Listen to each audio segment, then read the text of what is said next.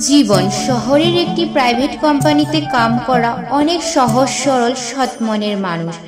জীবনের পুরো পরিবারই গ্রামে থাকতো। জীবনের পরিবারে ছিল তার স্ত্রী মালা আর একমাত্র ছেলে যদু।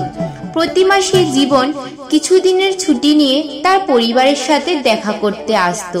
কই গো গিন্নি, কোথায় গেলে? জলদি বাইরে আসো। আরে আসি গো আসি, আসার সাথে সাথে পুরো বাড়ি দেখি মাথায় করে নিচ্ছ। আসি। আরে এসব হাতে করে কি আনলে তুমি? আরে গিন্নি, 1 মাস পর তোমাদের সাথে দেখা করতে আসি, তো কিছু উপহার না আনলে কি ভালো লাগে? তাই তো তোমার জন্য আমার আদরের যদু আর দিদি, জামাইবাবু আর হ্যাঁ, তোমার দাদা আর বৌদির জন্য অনেক উপহার এনেছি। শুধু তোমার টাকা নষ্ট করা না। এখন আসো, তোমার ছেলে যে না খেয়ে বসে আছে যে।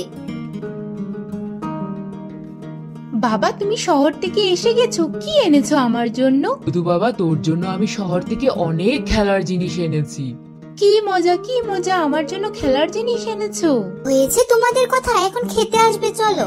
বাবা, এবার কিন্তু পরীক্ষার পর তোমায় আমাকে নিয়ে শহরে যেতেই হবে। আমার সব বন্ধু বান্ধবীরা পরীক্ষার পর ঘুরতে যাবে, তুমিও আমাকে কিন্তু ঘুরতে নিয়ে যাবে। হ্যাঁ, নিশ্চয়ই আমরা ঘুরতে যাব। তুই পরীক্ষা তো ভালো করে দে। ওফো, যখন যাবি তখন যাবি তো ঘুরতে। এখন খা গিয়ে পড়তে বস, পরীক্ষার সামনে যে।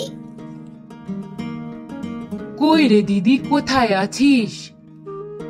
আরে আমার আদরের ভাই জীবন এসেছে দেখি। আয় ভাই আয়, এতদিন পর আসলি, আয় ভিতরে এসে বস। বল ভাই, এতদিন পর এসেছিস, কি খাবি? তোর জন্য চা করে নিয়ে আসি, তোর জন্য শরবত বানাই? না দিদি, আমি কিছুই খাবো না, একটু আগেই তো খেয়ে বেরোলাম। এই যে কিছু উপহার এনেছি তোদের জন্য, তাই দিতে আসলাম। তা কি বললে হয় নাকি ভাই? এসেছিস যখন খেয়ে যাবি, বস তুই। একদিন পর। আরে ভাই জীবন, কেমন আছিস? দেখ, আমি আসলাম রে, তোর ছোটবেলার বন্ধু শামু। গ্রামে আসলি, একবারও আমার সাথে দেখা করতে আসলি না রে, তাই আমি নিজেই চলে এসেছি। আরে মোহন, তুই আসলি? আয় রে আয় ভাই। আরে না, আসলামই তো এই 2 দিন হলো। তোর সাথে কি দেখা না করে আমি শহরে যেতে পারি? এখন বল, কেমন আছে দিনকাল, কেমন কাটছে তোর? হ্যাঁ, আমার আর চলছি। ওই বাবা মা মারা যাওয়ার পর জমিটা বিক্রি করে বোনটার বিয়ে দিলাম। এখন ভেবেছিলাম শহরে গিয়ে একটা কোর্স করে একটা চাকরি নেব, কিন্তু ভাই টাকার অভাব, কিভাবে যে কি করি বুঝেই পাচ্ছি না। আরে তোর টাকার প্রয়োজন, আর তোর ভাই জীবন থাকতে তুই টেনশন করছিস? আমার থেকে নিয়ে নে না টাকা। না, তোর থেকে কিভাবে আমি টাকা নিতে পারি? এটা অসম্ভব। কেন নিতে পারবি না? ছোটবেলায় যখন আমার স্কুলের টাকা জমা দেওয়ার টাকা ছিল না আমার বাবার কাছে, তখন তো তোর বাবাই আমার সাহায্য করেছিল। আজ তারই ঋণ শোধ করছি ভেবে নে। মোহন ঘর থেকে যাওয়ার পর জীবনের স্ত্রী বলল, দেখো, আমি তোমাকে আগেই বলে দিচ্ছি, এভাবে টাকা নষ্ট করো না তো। যে না বন্ধু মুখ খুললো, ওরকমই তুমি তাকে সাহায্য করার জন্য আগিয়ে গেলে। ও কি আমাদের নিজের লোক বলো তো? এরপর জীবন কিছুদিনের ছুটি কাটিয়ে পুনরায় শহর চলে যায়। কিন্তু কিছু মাস পর। কই গো গিন্নি, কোথায় তুমি? কি হলো এবার? তুমি মাস না পুরোনোর আগে এসে পড়লে যে, আর তোমাকে এত ক্লান্ত আর দুঃখিত কেন মনে হচ্ছে? গিন্নি, আসলে আমার চাকরিটা আর নেই গো। কি, তোমার চাকরি চলে গেছে? আসো তো, আগে ঘরে এসে কথা বলবে। এখন ধীরে সুস্থে বলো তো, কি বলছিলে? তোমার সত্যি চাকরি চলে গেছে? কি বলছি গো, আমার আর চাকরিটা নেই। কোম্পানি যে অনেক লসে যাচ্ছিল, তাই কোম্পানির মালিক অনেকজনকে কাজের থেকে বের করে দিয়েছে, তাদের মধ্যে আমিও একজন। হ্যাঁ, কোম্পানি সকলকে কিছু লামসাম টাকা দিয়েছে, কিন্তু আমি তো তার আগেই কোম্পানি থেকে অনেক লোন নিয়েছি ভাইয়ের পড়াশোনার জন্য, জামাইবাবুর দোকানের জন্য। তাই আমি বেশি টাকা পাইনি, কিছু 1000 টাকার মতোই পেয়েছি। এখন আমরা কি করব গো? আমাদের তো একটা ভবিষ্যৎ আছে, আমাদের ছেলে আছে, তার ভবিষ্যতেরও কথা আছে। কি করে আমাদের সংসার চলবে গো এখন? গিন্নি, তা তো জানি, কিন্তু যা টাকা পেয়েছি তা দিয়ে তো 2-3 মাস তো চলেই যেতে পারবো, আর তার মধ্যে আমি কিছু একটা ব্যবস্থা করব। কিছুদিন পর। আচ্ছা বলি কি, তুমি তো তোমার ভাইকে পড়াশোনা করে এত বড়লোক মানুষ বানালে, তুমি তার থেকে কিছু সাহায্য চাও না? সে যদি তোমার সাহায্য করে? বলছো ভাইকে ফোন করব? ঠিক আছে, একবার করেই দেখি। হ্যালো ভাই, কেমন আছিস রে? ও হ্যালো দাদা, বলো, ভালো আছো? আসলে ভাই আমরা ততটা ঠিক নেই, আমার না চাকরিটা চলে গেছে রে। তাই তোকে ফোন দিলাম, ভাবলাম তুই যদি কিছু একটা সাহায্য করতে পারিস, তুইও তো শহরে থাকিস, অনেকজনকে জানিস। আহা দাদা, শুনে তো অনেকই কষ্ট লাগলো, কিন্তু আমি তোমার সাহায্য কি করে করি গো? শহরে আমি এত কষ্ট করে চাকরিটা পেলাম, আর আমাদের কোম্পানিতে তোমার মতো পুরনো মানুষের জন্য কোথায় বা চাকরি থাকে ডার্লিং, বলো? কোথায় তুমি? তুমি বলেছিলে না আমাকে নিয়ে শপিং এ যাবে, ডিনার করতে নিয়ে যাবে, আর এখন কার সাথে কথা বলছো? চলো জলদি। আহা ডার্লিং, যাচ্ছি যাচ্ছি, এই তো দাদার সাথে কথা বললাম। আচ্ছা দাদা, কিছু যদি টাকার সাহায্য লাগে বলো আমাকে, কেমন? এখন আমি রাখছি। হ্যাঁ হ্যাঁ ভাই, তোরা ঘুরতে যা, ঠিক আছে, ভালো করে থাকিস। কি গো, কথা বললেই তোমার আদরের ভাইয়ের সাথে? সে কি বললো? আর বলবে গো ভাই, ভাইও নিজের পরিবার নিয়ে অনেক ব্যস্ত, এদিকে তার ফিরে তাকানোর সময় কি আছে বলো তো? ভাবছি কি একবার দিদির ঘরে যাব, জামাইবাবু যদি কিছু একটা সাহায্য করতে পারেন। কই রে দিদি, কোথায় আছিস? আরে আমার ভাই জীবন এসেছে দেখি। আরে ভাই, তোকে এত দুঃখিত কেন মনে হচ্ছে? কি হয়েছে তোর? আসলে দিদি, আমার না চাকরিটা আর নেই রে। ওহো ভাই, তুই কি বলছিস? তোর চাকরিটা চলে গেল শুনে যে অনেক দুঃখিত লাগলো রে ভাই। জামাইবাবু কোথায় আছে? এই তো তোর জামাইবাবু একটু বাজারে গিয়েছিল, এলো বলি। ওই গো গিন্নি, কোথায় আছো? দেখো একটা ইলিশ মাছ এনেছি, পাকঘরে রেখে দিয়েছি, অনেক ভালো করে বানাবে কিন্তু।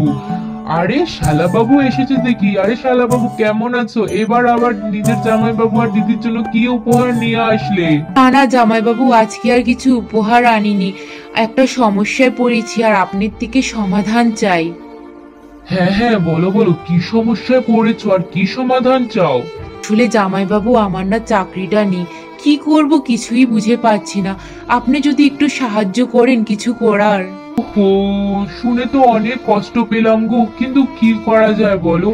আর আমিও বা তোমার কি করে সাহায্য করি বলো? তোমারই তো আশীর্বাদে আমাদের দোকানটা চলছে, আর সেই দোকান থেকে যা কামাই করি আমার দুটো ছেলের পড়াশোনাতে আর সংসার চলাতেই শেষ হয়ে যায়।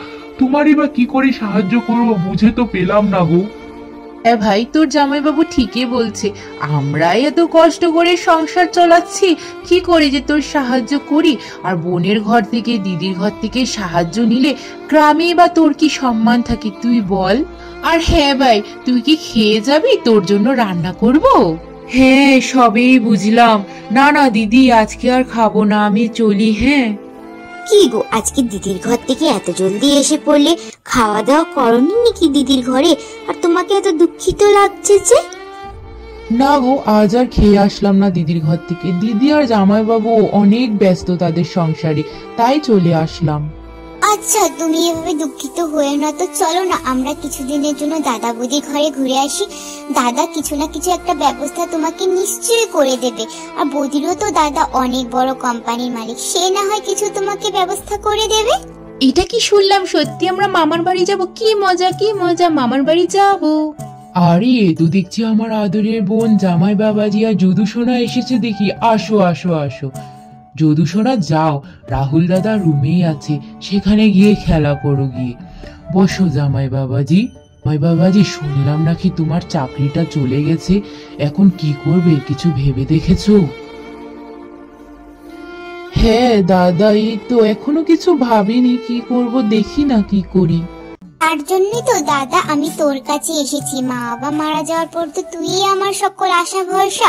তুই যদি কিছু একটা ব্যবস্থা করে দিতি ওকে।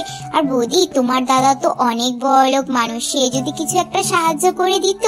ভাবলাম ছেলের পরীক্ষা শেষ হয়েছে, তাই কিছুদিনের জন্য তোমাদের ঘরেই ঘুরে আসি, তাই পুরো পরিবার নিয়ে তোমাদের ঘরে থাকতে আসলাম। আহা ননদিনী, ওভাবে বলো না, আসলে না আমিও তো তোমাদের সাহায্য করতে চাই, কিন্তু ফটক করে আমার দাদাকে বলাটা একটু কষ্টকর, কেননা সে না দেশের বাইরে গেছে, এখন কবে না কবে আসে তা তো জানি না। আর তোমরা যে বলছো কিছুদিন আমাদের ঘরে থাকবে, কিন্তু আমাদের না আলাদাই কিছু প্ল্যান ছিল। আমার ছেলে রাহুলের তো পরীক্ষা শেষ হয়ে গেছে, তাই তোমার দাদা আর আমরা ভাবলাম রাহুলকে নিয়ে একটু বাইরে ডিজনিল্যান্ডে ঘুরে আসি, কিন্তু এখন তোমরা থাকলে কি করে যে চলবে? কি গো, তুমি কিছু বলো না গো তোমার বোনকে। বোন দেখ, সাহায্য করতে কার না ভালো লাগে, কিন্তু আমি তো একটা নিজে প্রাইভেট কোম্পানিতে কাজ করি বল, আর আমাদের কোম্পানিতে এই বয়সের মানুষের জন্য তো কোনো কাজই নেই, কিভাবে সাহায্য করি তোর আমি? আর হ্যাঁ, তোর বৌদি তো ঠিকই বলেছে রে, আমি ভুলেই গেছিলাম, আমরা না একটু ঘোরার প্ল্যান করেছিলাম, কিন্তু তোরা এরকম ফটো করে আসবি তা তো আগের থেকে জানতাম না রে, এখন কি করা যায়? না না বৌদি, একদম ভাববেন না, আমরা আজকের দিনটা থেকেই কালকে চলে যাব। তুমি ওভাবে কাঁদছো কেন গো? একদম কেঁদো না, এই দুঃখের সময় একদিন চলে যাবে।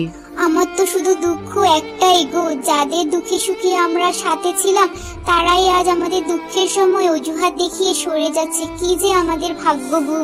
কিছুদিন পর আমার জীবন ভাই দেখ, আমি ফিরে এসেছি, আমার চাকরি হয়ে গেছে। কোথায় আছিস তুই? আরে ভাই মোহন, তুই এসেছিস, আয় ভাই আয়। কেমন আছিস বল? শুনলাম তুই একটা শহরে অনেক বড় চাকরি পেয়েছিস, অনেক ভালো কথা রে, শুনে অনেক খুশি হলাম। আমি তো বেশ ভালো আছি রে আমার ভাই, কিন্তু তোকে দেখে এত দুঃখিত আর ক্লান্ত কেন মনে হচ্ছে? কি হয়েছে বৌদি, কি হয়েছে তোমাদের? না না রে ভাই, তেমন কিছু না, আমরা ঠিকই আছি। তো হয়নি বললেই চললো, তোর চোখে মুখে বোঝা যাচ্ছে কিছু তো একটা হয়েছে, বল আমাকে। আসলে ভাই আমার না চাকরিটা চলে গেছে। কি, তোর চাকরি চলে গেছে? আর এই কথা তুই আমাকে বলিসনি বৌদি, তুমিও একবার জানাওনি আমাকে, তোমরা এত পর করে দিলে। আরে ভাই তাই নয়, সবই তো নিজেদের জীবনে অনেক ব্যস্ত, তাই তোকে আমি আর এই খবরটা দিয়ে জ্বালাতন করতে চাইনি। আচ্ছা, যা হওয়ার তা হয়ে গেছে। এখন জীবন, তুই আমার কথা শোন, আমি যে কোম্পানিতে কাম করি ওই কোম্পানিতে একটা সুপারভাইজারের দরকার, আর তোর যে অভিজ্ঞতা এই পোস্টের জন্য তুই একদম রাইট ক্যান্ডিডেট, আর এই পোস্টটার জন্য মানুষ আমাকে খুঁজতে বলেছে, তো আমি তোকে আমার কোম্পানির সুপারভাইজারের পোস্টটা দেব, আর তুই শহরে বৌদি আর যদুকে নিয়েও যেতে পারবি, কোম্পানি থেকেই একটা ঘর তোদেরকে দেবে, কেমন? তো পরের সপ্তাহে শহরে এসে যাস। দেখলে তো গিন্নি, যারকে সাহায্য করায় তুমি এত রাগ করেছিলে সেই আজকে আমাদের দুঃখের সাহায্য হয়ে উঠেছে, তাই সকলকে সাহায্য করে যাওয়া উচিত। তুমি ঠিকই বলেছো, এই দুঃখের সময় বোঝা যায় যে কে আমাদের আপন কে আমাদের পর। আমি কি এটা সত্যি শুনলাম? আমরা এখন থেকে শহরে থাকবো, শহরে যাব আমরা। ও আমার কি ভালোটা না লাগছে, শহরে যাব। এরপর জীবন শহরে তার বন্ধুর সাথে তাদের কোম্পানিতে সুপারভাইজারের কাম করে, আর এখন জীবনের সাথে তার স্ত্রী মালা আর যদুও একই ঘরে থাকেন। তারা অনেক খুশিতে নিজেদের জীবনযাপন করতে লাগলো।